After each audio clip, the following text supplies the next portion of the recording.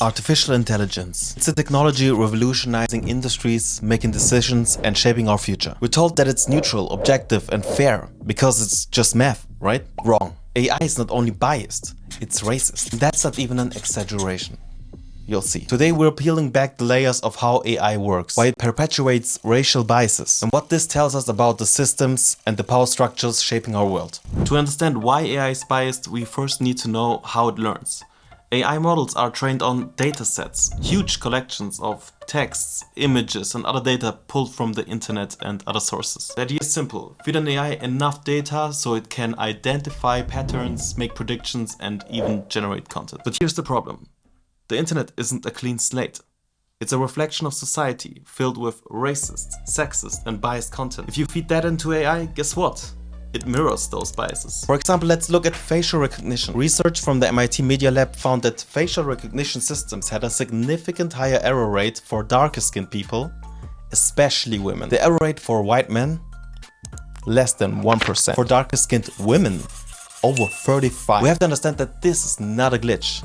It's systematic bias baked into the data. And it doesn't even stop there. Chatbots trained on internet text have prominently been shown to adopt racist and sexist language. This isn't AI choosing to be racist. It's reflecting the world it's been shown. In March 2016, Microsoft released their chatbot Tay, the AI bot with zero chill. Tay was designed to mimic the language patterns of a 19-year-old American girl and to learn from interacting with human users on Twitter, now called X. Some Twitter users began tweeting politically incorrect phrases, teaching it inflammatory messages revolving around common themes on the internet such as red pilling and Gamergate. As a result, the robot began releasing racist and sexually charged messages in response to other Twitter users before it was shut down again after only 16 hours after launch. AI researchers commented that Tay's misbehavior was understandable because it was mimicking the deliberatively offensive behavior of other Twitter users. And Microsoft had not given the bot the understanding of inappropriate behavior. I think it's more than clear at this point that if AI gets biased by interaction with content on the internet, it is certain that it's already biased when getting trained on this very data found in the web in the first place. Sure, we don't get replies like Tay's from ChatGPT, Claude, or other chatbots, although I wouldn't be so sure about Grok. But that's simply because their hosting companies build safeguards to forbid them to fan out a response as soon as there is any sign of such inflammatory or offensive content within its response. You can think of our AI chatbots like of that one uncle that sits on the family table and doesn't say racist shit only because he knows that society doesn't like that. But in his head, he still has these thoughts and its bias controls his attitudes towards certain topics. This isn't just a theoretical issue, it has real-world consequences. In the US, facial recognition has been used for law enforcement to identify suspects. But guess what? It's disproportionately inaccurate for black and brown individuals. There have already been cases where people of color have been wrongly arrested because the system misidentified them. In hiring, AI has been used to sift through resumes. Amazon tried this with an AI recruitment tool, but it was discovered to be downgrading resumes that included the word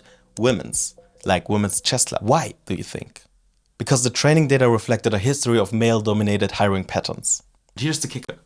It's not just big corporations. The same biases show up on smaller scale applications from lending decisions to medical diagnostics. AI is amplifying inequalities instead of solving them. Now, let's talk about one of the most explosive moments in AI ethics, the firing of Timnit Gebru from Google. Timnit Gebru is one of the most respected voices in AI ethics. And in December 2020, she was forced out after raising concerns about the very issue we're discussing, AI bias. Gebru co-authored a paper criticizing large language models, like those used in AI chatbots, for their environmental impact and their biases. She highlighted how these models perpetuate harmful stereotypes, particularly against marginalized groups. Her research also revealed that these systems could prioritize white, male-dominated perspectives because that's what the internet is largely made of. When Gebru asked for more transparency and accountability, she was pushed out of one of the most powerful tech companies in the world. Think about that. A leading AI ethics researcher was silenced for questioning the ethics of AI. Now let's zoom out. The racism in AI isn't just about bad algorithms. It's a mirror reflecting the biases of our society. Let's start with the internet. It's no secret that the internet is full of harmful stereotypes, hate speech, and systematic inequalities. Since AI is trained on this very content, it's no wonder it adopts those biases. But why is the internet like this? Because the world we've built privileges certain groups, namely white men. Studies show that the majority of content creators programmers, and tech industry leaders are white and male. In fact, at major companies like Google, only 3% of the workforce in AI research is black. Women? Just 15%. The lack of representation skews the priorities and perspectives of the systems we create. It's no accident that AI often fails to recognize darker-skinned faces or sheer ignores the lived experiences of marginalized communities. So what can we do? The first step is awareness. We need to recognize that AI isn't neutral and start questioning how it's trained, who's building it, and who's being left out in the process. Organizations like the Algorithmic Justice League, founded by Joy Buolamwini, are already pushing for greater accountability in AI. They are advocating for diverse teams, better data curation, and policies that hold tech companies accountable for biased algorithms. But it's not just up to activists. Governments need to step in with regulations. Companies need to prioritize ethics over profit. And we, as consumers, need to demand transparency. Artificial intelligence has incredible potential, but it's up to us to ensure it serves everyone, not just the privileged few. By addressing bias in AI, we are not just fixing technology, we are challenging the systematic inequalities it reflects. If this video got you thinking, take 1 or 2 minutes to digest all of this. Share it with someone who needs to hear this, and let's continue this conversation in the comments below. Take care.